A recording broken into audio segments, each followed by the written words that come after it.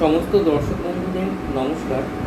আজকে মূলত যে বিষয়টি নিয়ে আমি আলোচনা করব দর্শক বন্ধুদের সাথে, মূলত সেটি হচ্ছে সিংহ রাশির জাতকদের বর্তমান পরিস্থিতিটি কেমন চলছে। কারণ আমরা দেখেছি যে 28 মার্চ 2025-এ সপ্তম ভাবের কারক গ্রহ শনি সেটি মীন রাশিতে চলে গেছে। একাদশ ভাবে বৃহস্পতি ট্রানজিট হয়েছে, আর সপ্তম ভাবে ক্লকওয়াইজ রাহু ট্রানজিট হয়েছে কুম্ভ রাশিতে। আর সিংহ রাশির যে রুলিং প্ল্যানেট রবি এই মুহূর্তে বৃষ রাশিতে দশম ভাবে রয়েছে। তাই সিংহ রাশির জাতক বা জাতিকাদের বর্তমান পরিস্থিতিটি কেমন চলছে না দেখুন, এখন লগ্নে কেতু বসে রয়েছে। আর লগ্ন কিন্তু চার্টের ফান্ডামেন্টাল হাউস। আমরা জানি যে লগ্নকে অ্যাসেন্ডেন্ট বলা হয়। একটা বাড়ির যেমন ভিত থাকে, একটা গাড়ির যেমন ইঞ্জিন থাকে, চার্টের তেমনি হচ্ছে লগ্ন। এই লগ্নের রুলিং প্ল্যানেট রবি বর্তমানে দশম ভাবে কিন্তু রয়েছে। দশম ভাবে বৃষ রাশিতে রয়েছে, কৃত্তিকা নক্ষত্রে রয়েছে। দশম ভাব থেকে আমরা কী জাজ করি না, দশম ভাব থেকে আমরা যশ, খ্যাতি, প্রতিপত্তি বা প্রফেশনাল লাইফ জাজ করে থাকি। আর এই রবির ওপরে কিন্তু স্যাটার্নের থার্ড অ্যাসপেক্ট রয়েছে এই মুহূর্তে, মানে শনি গ্রহের তৃতীয় দৃষ্টি রবির ওপর পড়েছে। তাই সিংহ রাশির জাতক বা জাতিকাদের শরীর ও স্বাস্থ্য নিয়ে কিন্তু সতর্ক থাকতে হবে। এবং দশম ভাব থেকে যেহেতু আমরা একটু আগেই যে বললাম যে প্রফেশনাল লাইফ লিড করি, এই মুহূর্তে কিন্তু কর্মস্থানে একটুখানি প্রবলেম চলছে। আচ্ছা, দ্বিতীয় ভাবের ওপরে কিন্তু শুক্র আর শনি গ্রহের একটা দৃষ্টি পড়েছে। দ্বিতীয় ভাব থেকে আমরা মূলত ফিন্যান্স জাজ করে থাকি, বা ব্যাংক ব্যালেন্স জাজ করে থাকি, বা পাওয়ার অফ স্পিচ জাজ করে থাকি। দ্বিতীয়ভাবে যেহেতু শুক্র আর শনির দৃষ্টি পড়েছে, এই মুহূর্তে সিংহ রাশির জাতক বা জাতিকাদের ইনকামের জায়গাটা আগের থেকে কিন্তু বেটার। আর তৃতীয়ভাবে কারক গ্রহ শুক্র বর্তমানে কিন্তু মীন রাশিতে শনি গ্রহের সাথে অবস্থান করছে। শুক্র গ্রহ কিন্তু এখন রেবতী নক্ষত্রে রয়েছে, আর শনি গ্রহ উত্তর ভাদ্রপদ নক্ষত্রে রয়েছে। সিংহ রাশি বা লগ্নের জাতক বা জাতিকা যারা আছেন তাদের খাতাতেও কিন্তু এই মুহূর্তে উন্নতি লক্ষ্য করা যাচ্ছে। আর চতুর্থ ভাবের কারক গ্রহ মঙ্গল, মঙ্গল এই মুহূর্তে কর্কট রাশিতে দ্বাদশভাবে রয়েছে। সিংহ রাশির সাপেক্ষে মঙ্গল যে শুধু চতুর্থ ভাবের অধিপতি তাই নয়, নবম ভাবেরও অধিপতি। চতুর্থ ভাব থেকে আমরা মাতৃস্থান বা মেটার্নাল প্লেস জাজ করে থাকি। গৃহ, বাড়ি, সুখ, শান্তি, সমৃদ্ধি, বাস্তুদোষ বা যানবাহন, এই সমস্ত কিছু কিন্তু আমরা চতুর্থ ভাব থেকে জাজ করে থাকি। আর নবম ভাব থেকে পেটার্নাল প্লেস বা পিতৃস্থান, হায়ার স্টাডিজ, স্পিরিচুয়াল ব্লেসিংস বা গুরুর আশীর্বাদ বা ফরচুন, এই সমস্ত কিছু জাজ করে থাকি। তাই চতুর্থ আর নবম ভাবের কারক গ্রহ মঙ্গল এই মুহূর্তে কিন্তু পীড়িত রয়েছে। তাই সিংহ রাশির জাতক বা জাতিকাদের মাথার শরীর স্বাস্থ্য নিয়ে সতর্ক থাকতে হবে। প্রপার্টি রিলেটেড ডিসপিউট নিয়ে সতর্ক থাকতে হবে। গাড়ি বা যানবাহন নিয়েও সতর্ক থাকতে হবে। এবং শুধু তাই নয়, এই মুহূর্তে কিন্তু হায়ার স্টাডিজে একটু বাধা চলছে, বাট সেটা কিন্তু 1-2 মাসের মধ্যে ওভারকাম হয়ে যাবে। আর পিতার শরীর স্বাস্থ্য নিয়ে কিন্তু সতর্ক থাকতে হবে। পঞ্চম ভাবের কারক গ্রহ বৃহস্পতি কিন্তু একাদশ ভাবে রয়েছে। আর এই বৃহস্পতি কিন্তু পঞ্চম ভাবকেও ডাইরেক্ট দৃষ্ট করছে এবং সপ্তম ভাবকেও কিন্তু দৃষ্ট করছে। আর আমরা একটা কথা বলে থাকি, একাদশে বৃহস্পতি। একাদশ ভাব হলো এমন একটা ভাব যেটা থেকে একজন জাতক বা জাতিকা কতটা আর্ন করবে সেটা কিন্তু জাজ করা যায়।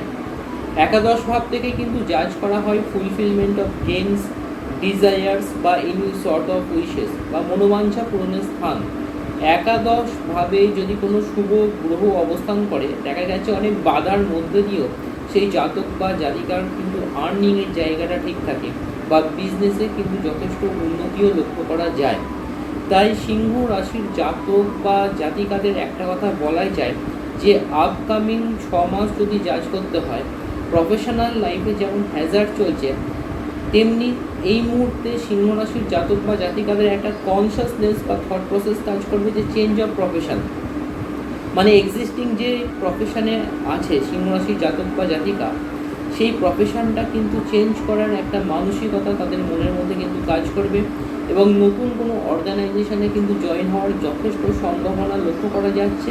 এবং তার সাথে কিন্তু আর্নিংয়ের জায়গাটাও কিন্তু যথেষ্ট ভালো লক্ষ্য করা যাচ্ছে।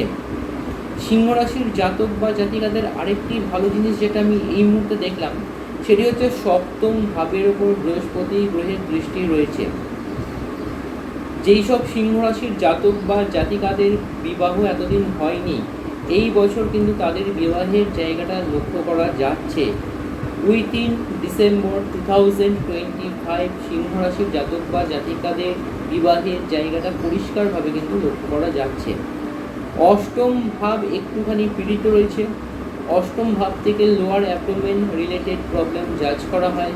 সিংহ রাশির জাতক বা জাতিকাদের লোয়ার অ্যাবডোমেন রিলেটেড কোনো ডিসঅর্ডার বা ইউরিনারি ট্র্যাক্ট ইনফেকশন থেকে কিন্তু খুব সতর্ক থাকতে হবে। নবম ভাব যেহেতু পীড়িত রয়েছে, আমি একটু আগেই বলেছি, নবম ভাব থেকে হায়ার স্টাডিজ জাজ করা হয়, নবম ভাব থেকে ভাগ্য জাজ করা হয়, গুরুর ব্লেসিং জাজ করা হয়। শুধু তাই নয়, কোমরের নিচ থেকে পায়ের পাতা অবধি কোনো নার্ভে কোনো স্প্রেন, সেটাও কিন্তু নবম ভাব থেকে জাজ করা হয়। আর এই নবম ভাবের কারক গ্রহ মঙ্গল যেহেতু এই মুহূর্তে নিচস্থ রয়েছে, সিংহ রাশির জাতক বা জাতিকাদের লোয়ার পোর্শন অফ দ্য বডিতে কোনো স্প্রেন থেকে কিন্তু সতর্ক থাকতে হবে। ভিডিও শুরুতে আমি বলেছি যে দশমভাবে রবির অবস্থান রয়েছে, দশমভাবে রবি এই মুহূর্তে পীড়িত রয়েছে, তাই যশ খ্যাতি প্রতিপত্তি থেকে একটুখানি সতর্ক থাকতে হবে। আর প্রফেশনাল যে হ্যাজার্ডটা চলছে সেটা কিন্তু আপকামিং 3 মান্থসে সিংহ রাশির জাতক বা জাতিকা কিন্তু অনেকটাই ওভারকাম করে যাবে। একাদশভাবে বৃহস্পতি নিয়ে তো আমি বলেইছি যে আর্নিংয়ের জায়গাটা কিন্তু যথেষ্ট শুভ, এবং দীর্ঘদিন ধরে হয়তো কোনো মনোবাঞ্ছা সে মনের মধ্যে পোষণ করছে, সেটার হয়তো ম্যানিফেস্টেশন হচ্ছে না, সেটা কিন্তু এই বছর ম্যানিফেস্ট করবে।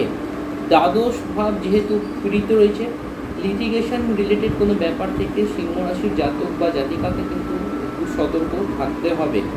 এবার রেমিডিয়াল পোর্শনটা নিয়ে একটুখানি আলোচনা করে দিই। সিংহ রাশির জাতক বা জাতিকা যেটা করতে পারে সেটি হচ্ছে ডান হাতে রিং ফিঙ্গারে রুপি বা চুনি ধারণ করতে পারে। ম্যাডাগাস্কার চুনি 4 বা 5 রতি ধারণ করতে পারে।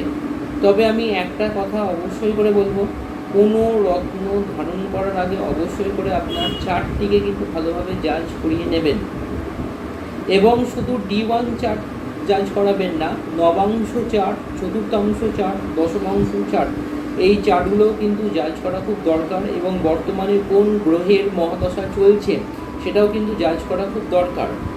আমি আগের ভিডিওতে একটা কথা বলেছি যে সেই গ্রহগুলোকে পাওয়ার দেবেন যে গ্রহগুলো আপনার চার্টে শুভভাবে বসে আছে বা এক্সল্টেশনে বসে আছে। কোনো গ্রহ যদি ডেবিলিটেশনে বা নিচস্থ হয়ে বসে থাকে, সেই গ্রহকে কিন্তু কোনোভাবেই কোনো অবস্থাতে পাওয়ার দেবেন না। তাই আগে জাজ করিয়ে নেবেন। যেহেতু সিংহ রাশি বা লগ্নের ক্ষেত্রে রবি হচ্ছে ফান্ডামেন্টাল প্ল্যানেট, সেই রবি গ্রহ যদি শুভভাবে অবস্থান করে তবে গিয়েই চুনি ধারণ করবেন, নতবা চুনি ধারণ করার কিন্তু কোনো দরকার নেই।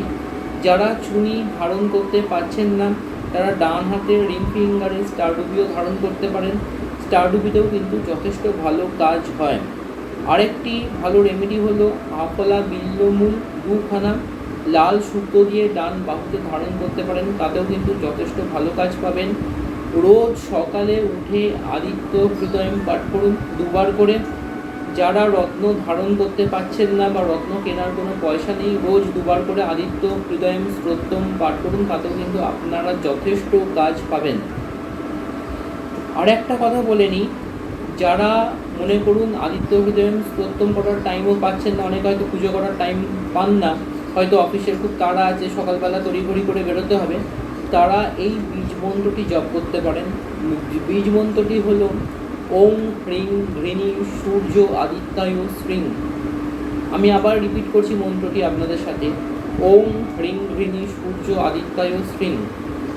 থার্ড আইতে সূর্যদেবকে কল্পনা করুন বা রাইজিং সানকে কল্পনা করুন।